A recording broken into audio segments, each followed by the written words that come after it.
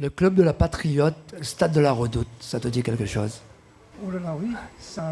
On va remonter en 1965. J'ai connu Patriote sur le stade de la Redoute, encore un stade mythique, où j'ai fait mon premier 100 mètres, où j'ai couru mon premier 100 mètres en 70. Sur la Cendrée. Sur la Cendrée, oui. Je me souviens à l'époque, on avait chacun notre truelle, le marteau, et on fouillait le trou pour faire les starting blocks en fait. Voilà. Donc, qu'est-ce qui a changé entre les entraînements de ton époque? C'est pas si loin que ça, je te rassure. Hein. Les entraînements de ton époque et les entraînements de maintenant, comme les entraînements que ce jeune qu'on vient de voir à l'image pourrait les faire. Je pense tout de suite à l'encadrement. L'encadrement est beaucoup plus professionnel, l'encadrement humain et l'encadrement technique, on va dire. Hein. Nos jeunes, ils ont la chance d'évoluer dans une structure qui s'appelle le CREPS, qui est vraiment, ça leur permet d'accéder à un niveau supérieur, en fait. Et que je parle du CREPS de Saint-Denis, la Plaine des Cafres. Altitude, hein, c'est ça, la station altitude de la Plaine des Cafres, ça. Oh, c'est un site merveilleux, merveilleux, que je connais très bien. Et j'ai un petit projet, ça serait bien de mettre là-haut un petit stade, une piste en herbe en fait. Ça serait super. Quoi. Si tu avais des conseils à donner maintenant à nos jeunes champions et futurs champions?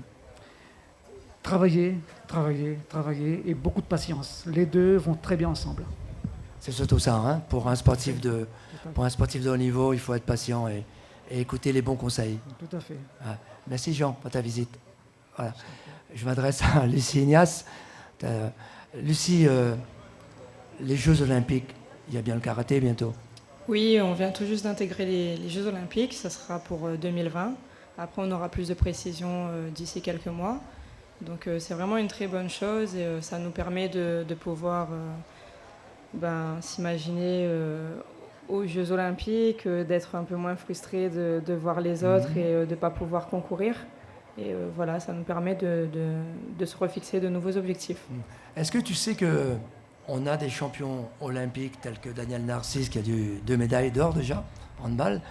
On n'a jamais eu de champion ou de médaillé olympique en sport individuel. On compte sur toi, hein. Entre autres. Comment me mettre la pression? Voilà. On a pour l'instant que des 4e places. Donc il faut absolument que dans l'histoire du sport réunionnais, du sport olympien, qu'on ait quand même un sportif dans une épreuve individuelle, je précise bien, qu'on ait au moins une médaille. Bon, si c'est pas moi, je crois on la relève. Voilà. Dis-moi, Lucie, comment tu as pu négocier entraînement de haut niveau à l'île de la Réunion avec ton coach réunionnais et de temps en temps repartir sur la métropole et changer de coach? En fait, ça s'est fait assez difficilement au début, puisque je devais toujours prouver que j'ai le niveau et que j'ai ma place en équipe de France tout en restant à La Réunion.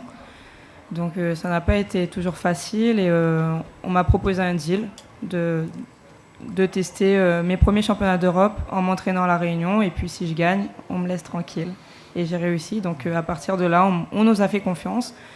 On a fait confiance à mon staff réunionnais et donc ça s'est très bien passé et jusqu'à maintenant, voilà, j'essaie de m'adapter, je m'adapte au mieux à mon entraîneur réunionnais et à mon entraîneur équipe de France et ils en font de même. Ils sont complices tous les deux? Ils sont très complices, ouais. Ils travaillent ensemble, en relation, pour me mener au meilleur niveau. Et quand on parle d'infrastructure, tu t'entraînes à Bras-Panon. Oui. Est-ce que tu rêves d'un gymnase, d'une salle qui porterait ton nom, par exemple? J'y avais jamais pensé jusqu'à maintenant. Après, avec les petits échos, voilà, ça me fait pas mal rêver. Je suis vraiment très émue et très touchée à la fois, puisque je pensais vraiment pas. Je trouve ça énorme de laisser un peu son nom quelque part. Donc, je trouve ça vraiment énorme. Je sais que tu fais rêver à de nombreux jeunes sportifs. Eh ben, on va retrouver Stéphane Singa. Il se trouve avec un autre jeune pensionnaire du CREPS. À toi, Stéphane. Oui, Jean-Louis, je ne suis pas avec un pensionnaire du CREPS. On a changé d'interlocuteur. Je suis avec Patrice Casimir. Ah bah là, c'est mieux. Donc Patrice, comme tout le monde le sait, était un grand champion en gymnastique ici à La Réunion et plutôt en métropole. Il a un palmarès extraordinaire. Alors Patrice, si un jeune commence la gymnastique aujourd'hui, quel conseil pourrais-tu lui donner? Comme je dirais, le conseil à donner, c'est de pratiquer et d'aimer ce sport. Puisque pour aller loin en gymnastique, comme je pense que tous les sports, il faut déjà aimer, avoir la passion et après travailler très très dur pour arriver au niveau, quoi. Tu as commencé la gymnastique très jeune. C'était à quel âge exactement? Moi, j'ai commencé la gymnastique à 8 ans au port. Et donc, il n'y avait pas beaucoup de sport dans ces années-là. Et donc, ça m'a tout de suite plu, l'acrobatie, tout ça. Donc, je suis resté. Après, je suis parti en pôle. Non, au début, c'était un centre régional d'Antibes en 1984. 1984, le début. Ensuite, plusieurs titres de champion de France et une qualification aux Jeux Olympiques de Sydney,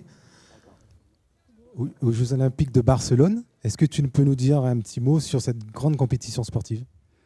Je crois que moi, j'ai fait 3 fois champion de France individuel.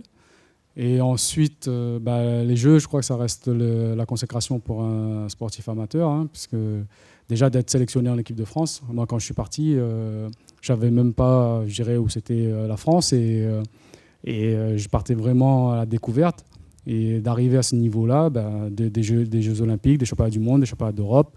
Et voilà, quoi. Donc, c'était impressionnant. Aujourd'hui, tu t'entraînes à nouveau au port, là où tout a commencé pour toi. Est-ce que parmi les jeunes que tu entraînes, il y a des pépites qui pourraient peut-être un jour suivre ta voie? Oui, j'entraîne le port depuis 2 ans et demi. Et pour l'instant, il y a un petit groupe et dedans, il y a un ou deux gymnastes qui pourraient quand même intégrer un pôle France plus tard. Est-ce que tu penses qu'à La Réunion, on a ce qu'il faut pour pouvoir rester le plus longtemps possible et pas forcément partir en métropole pour avoir un niveau international? En gymnastique, le problème, c'est qu'il nous manque vraiment beaucoup d'heures. Arrivé à un certain niveau, il nous faut beaucoup d'heures pour s'entraîner, entre 25 et 30 heures. Et actuellement, à La Réunion, on n'a pas cette possibilité-là. Donc c'est pour ça que les jeunes ils partent un peu tôt en gym. Et pourquoi pas, dans les années futures, avoir une structure qui nous permette de rester plus longtemps avec des bons entraîneurs, avec toute la structure qu'il faut et partir plus tard après en métropole.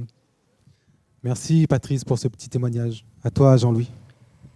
Merci Stéphane, et toutes mes excuses. Je pensais que tu étais Patrice Casimir, ça reste quand même un jeune, non pas pensionnaire du Crêpes, mais bon, un jeune entraîneur de haut niveau, parce que je l'ai vu à l'œuvre au gymnase Couture au port. Il fait de super travail. Et encore un qui a terminé 4e des Jeux Olympiques. Des nouveaux invités. Voilà, on a commencé. Allez, on va se diriger par Madame Yolène Coste, élue régionale, responsable élue au sport. Tout à fait. Voilà. Bonjour à tous. Marcus Gévia, vice-champion du monde de boxe. Oui, universitaire. Universitaire. Et Luciano Mavo, champion du monde de pelote basque. La pelote basque à La Réunion. On va en discuter tout à l'heure. Qu'est-ce que c'est ce machin-là? Mais il y a des championnats du monde. Voilà. Et on va tout de suite s'intéresser je dirais, aux infrastructures. Et je me souviens des Jeux des îles. Et on avait pu avoir des super Jeux des îles ici à La Réunion en 2015 parce qu'on avait fait rénover beaucoup d'infrastructures sportives. Madame Cos. Effectivement, on ne peut pas faire de sport sans infrastructure. Donc les Jeux des îles ont été l'occasion de mettre un petit coup d'accélérateur dans la rénovation, mais il y a une vraie volonté de la région Réunion et de son président que de donner la possibilité aux Réunionnaises et aux Réunionnais de pratiquer le sport. Donc notamment dans le cadre du plan de relance, nous avons permis aux communes de rénover dans 2 tiers des cas ou de construire dans 1 tiers des cas des sites sportifs qui permettent soit dans les stades de faire de l'athlétisme ou des sports tels que le rugby, le foot, etc. Des gymnases, bien entendu, pour les sports collectifs en salle, mais aussi des piscines, enfin une large gamme pour que chacun puisse y trouver son compte, si je puis dire. Et là, on parle de 2015, mais les actions de 2016 et... Le prochain mandat, nous avons investi presque 92, très exactement, millions d'euros dans le cadre du sport et du plan de relance des communes. Et sur le prochain mandat, nous investirons de la même façon environ 100 millions d'euros pour permettre aux Réunionnaises et Réunionnais de faire du sport. Donc, je vous le disais, les gymnases en priorité, mais aussi les parcours de santé, bien évidemment, pour le sport santé auquel nous tenons énormément. Et puis, à côté de ce plan de relance, les investissements au CREPS, où nous sommes là aujourd'hui, et dont les équipements ont effectivement besoin d'une part d'être rénovés et d'autre part, pour certains, d'être carrément reconstruits, agrandis.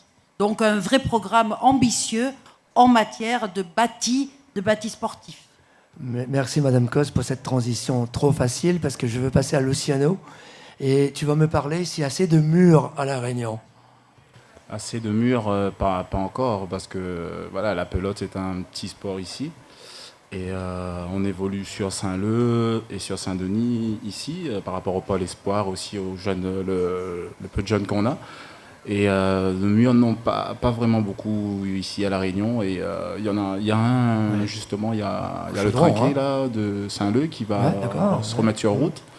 Et que je pense que ça va attirer beaucoup de licenciés. Et que voilà, la pelote à La Réunion, ça va reprendre une dynamique. Madame Gosse. Oui, je voudrais alors là vraiment annoncer une très très bonne nouvelle, puisque le trinquet de Saint-Leu va être enfin, si je puis dire, opérationnel, donc au mois d'avril, dans la configuration de la salle qui avait été pensée, c'est-à-dire avec un mur de verre, des gradins, donc une possibilité de faire découvrir ce sport, qui est un très beau sport, au plus grand nombre, puisque la salle permet réellement d'une part de s'entraîner, bien évidemment, de jouer, mais aussi de donner accès aux spectateurs. Lucie Ignace, qu'est-ce que tu penses de l'amélioration des infrastructures ici à La Réunion ?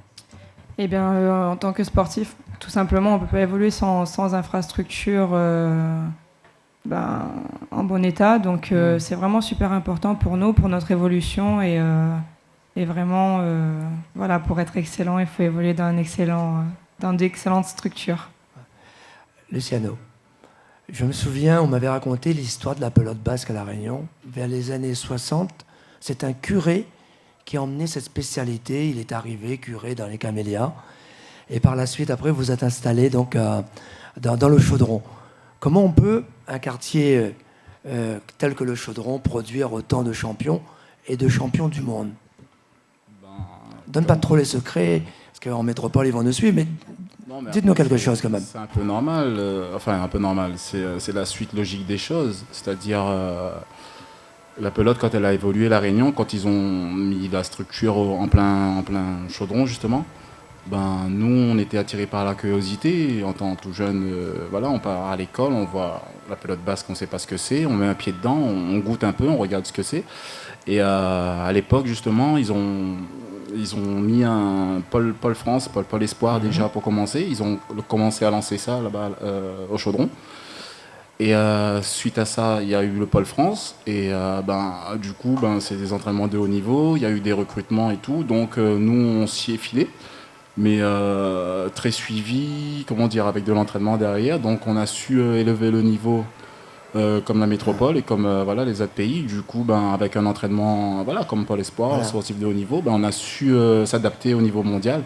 Et c'est pour ça aujourd'hui que je précise, Luciano, que c'est le seul pôle France de l'outre-mer. Hein. Ah oui, c'est ça, oui.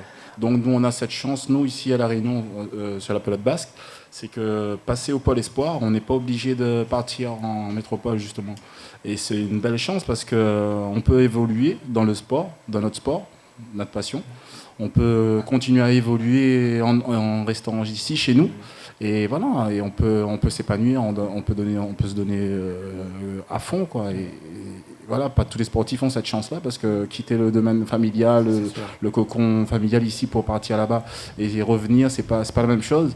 Et nous, on a ça ici, et c'est pour ça, Vous avez fait fort au niveau de l'engouement du public lors du Master international. 600 personnes au gymnase du Chaudron, c'est... Oui, entre 600 et 700 personnes, on a fait fort parce qu'il y a une grosse organisation aussi derrière, il y a une grosse communication, il y a beaucoup de partenaires privés, beaucoup de partenaires publics aussi qui nous suivent beaucoup là-dessus. Et après, comme je disais tout à l'heure, on s'entraîne toute l'année. C'est pas pour nous décevoir déjà d'une et pas pour décevoir nos partenaires non plus. Et c'est notre passion, donc on a tout donné et on sort vainqueur de ce... Voilà, on est fiers, quoi. En plus, chez nous. Voilà. Luciano, la pelote basse, c'est un sport cardiaque quand même. Hein. Oui, c'est cardiaque, costaud, hein. il faut être vraiment prêt, il faut pas jouer, voilà, faut pas être à demi-mesure parce que quand on monte, ça s'appelle la cancha, quand on monte à la cancha, si on laisse passer les choses, si on regarde son adversaire, lui, il va pas... Bah justement, laisser en passer. parlant de cardiaque, on va retrouver Stéphane Singa. Il est avec Odette Folio et c'est avec du cœur quand je pense qu'il doit discuter avec elle. À toi, Stéphane. Je suis avec Odette. Bonjour Odette. Votre parcours personnel est assez particulier. Racontez-nous, qu'est-ce qui s'est passé il y a plus de 16 ans? Écoutez, en l'an 2000, j'étais faire un examen. J'étais sur mon lieu de travail, je ne me sentais pas bien. J'étais faire un examen et puis je me suis retrouvée subitement au CHU. Donc j'ai subi un double pontage. Et suite à ce pontage, j'ai eu une rééducation à Saint-Pierre. Bon, la rééducation, si vous voulez, ça a duré 3 mois. Je suis rentrée chez moi, j'ai recommencé à manger normalement et tout. Et j'ai rechuté 1 an après. Donc après, j'étais avec un professeur en métropole qui m'a mis des stents. Et suite à ça, je me suis retrouvée au centre de rééducation. Donc j'ai fait la rééducation et depuis, j'ai une discipline de vie avec l'équipe Patrick d'ailleurs, Patrick Campo et toute l'équipe médicale. Donc, qui m'a appris à reprendre le sport, à reprendre mes activités, surtout avec une discipline diététique aussi, parce que il faut les deux. Donc, à la suite de ça, ça a duré 1 mois et demi. J'ai repris mon poste de travail, donc sans problème. Et ensuite, maintenant, je suis dans le sport. Je suis comme tout le monde. Je n'ai plus de difficultés et je fais partie d'une association APS. Avec Patrick Campos, je travaillais 2 ans et je suis avec une association APF qui a été mise en place par le docteur Blanc, qui est président du centre de rééducation depuis 13 ans. Donc, tout ceci en bénévole pour encourager justement les anciens patients à dire qu'il faut l'activité physique, il faut absolument. Parce que moi, je ne prends pratiquement pas de médicaments, donc l'activité physique plus la diététique. Donc manger moins gras, moins sucré, etc. Mais il faut l'activité physique. Donc au jour d'aujourd'hui, je vais bien, au bout de 6 ans. Voilà. Très bien. Mais parmi les activités physiques que vous avez choisies, laquelle, pour vous, est la plus adaptée par rapport à ce que vous avez eu? C'est la marche. C'est la marche selon son rythme. Chacun va selon son rythme. Moi, je fais marche rapide ou marche lente. Ça dépend des jours. Moi, je crois que pour le cœur, c'est la marche en priorité. Il ne faut pas chercher à courir, à faire de la compétition.